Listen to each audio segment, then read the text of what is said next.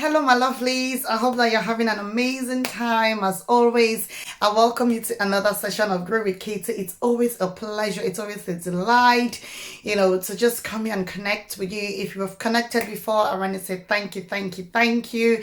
If you're just stopping by and passing by on this channel, I want to say welcome, welcome, welcome.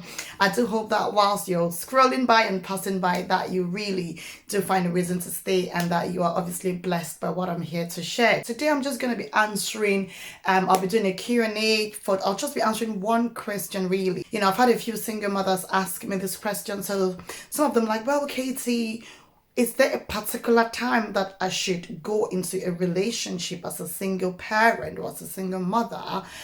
And with whom should I be looking at going into a relationship with? Yeah, so that's kind of the two major questions that I'm going to be answering today. We'll keep it short and sweet. You know how we do. I don't want to take a lot of your time.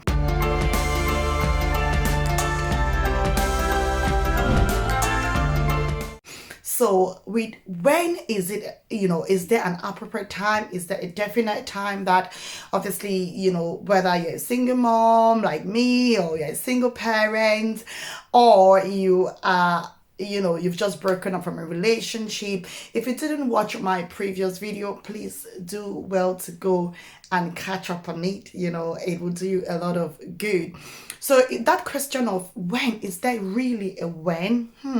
Well, there's no definite when, that someone should obviously be starting a relationship after a breakup. There's no, prescribed or definite time. And for the simple reason that human beings are very unique. People are so different. People, go through things and come out very differently, different times. People are just, the long and short of it is that people are unique. Isn't it? Yes, they are unique in their own ways.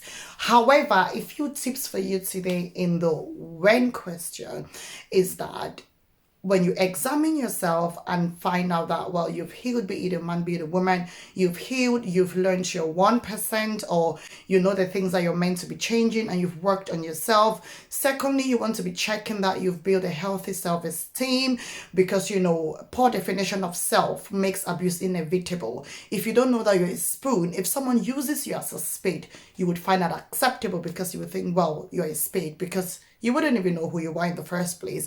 So building a healthy self-esteem just makes sure that, it doesn't put you in a position where you're vulnerable and you're always seeking validation. So if you, a tip for you, this is like one of the major signs that you know that you're suffering from low self-esteem or you don't have a healthy self-esteem is if you're always seeking validation from people. So you're always wanting someone to tell you that you're good enough. You're always wanting someone to tell you that you're beautiful. You're always wanting somebody to tell you that you've done a good job.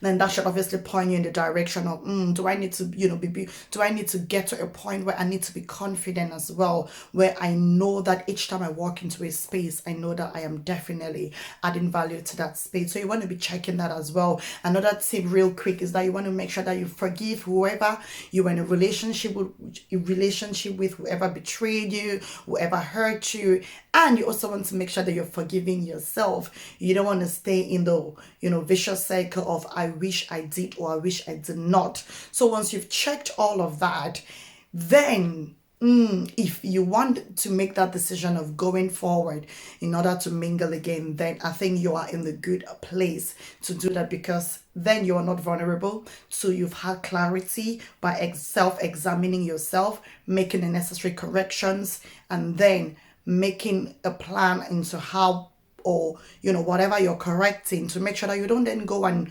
recycle that same mistake again. So once you've checked all these things, then you do know that okay, I'm in a good place mentally and your mental health is stable. You don't want to be going into another relationship when you're depressed. You don't want to use another man or another woman to go through your healing process. It's very crucial that you take out time to heal.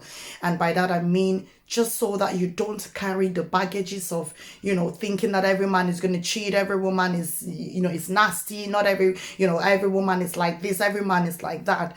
That would just help you as well. So you want to make sure that you have healed, because when you're healed and you've made whole, remember, relationships are for two people that are whole. They are for two whole persons, okay? So don't be bitter and resentful and then carry that bitter self of yours and want to go and, start something else, because you know, you will just be pouring out poison, the poison that is inside of you that makes you so toxic, that makes you so bitter, that makes you so resentful. You will just carry it to the next relationship.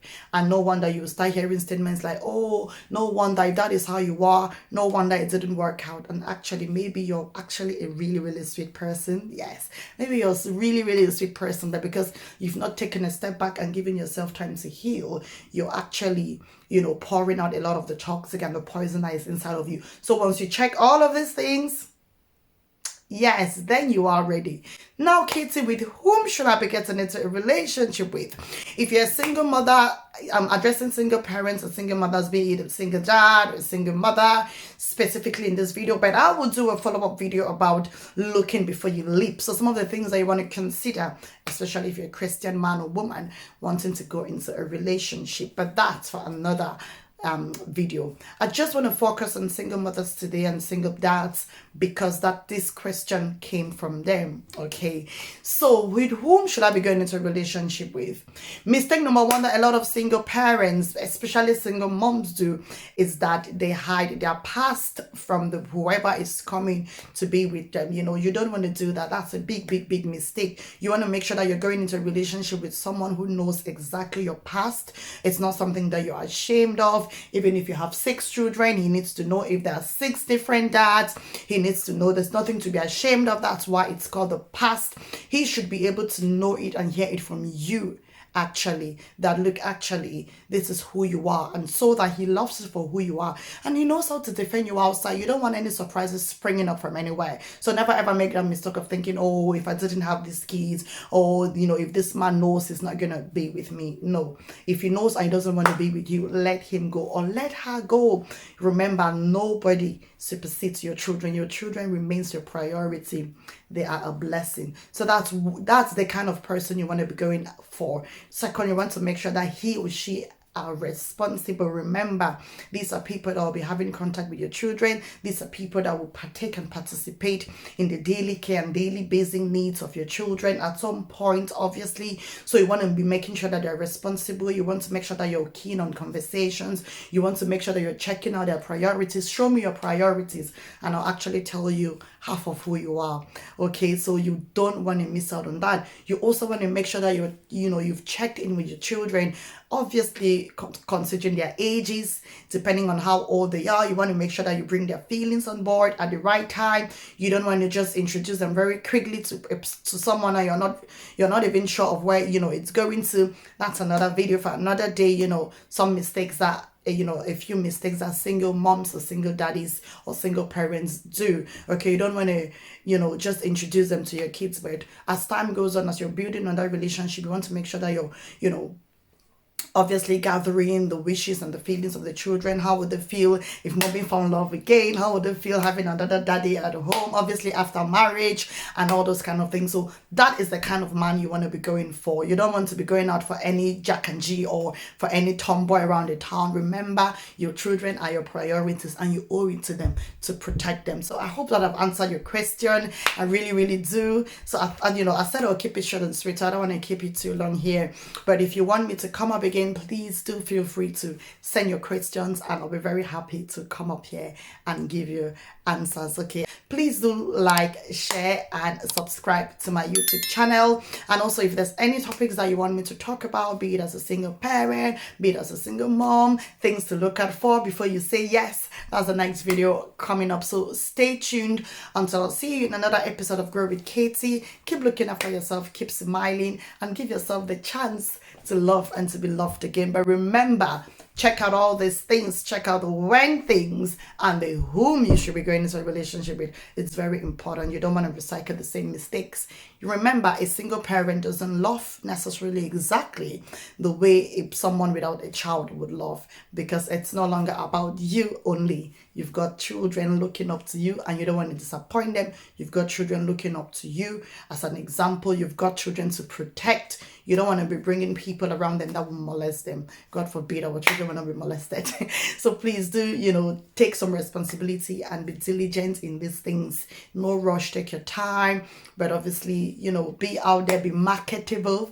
Okay, you know, keep looking after yourself and I'll see you in my next video.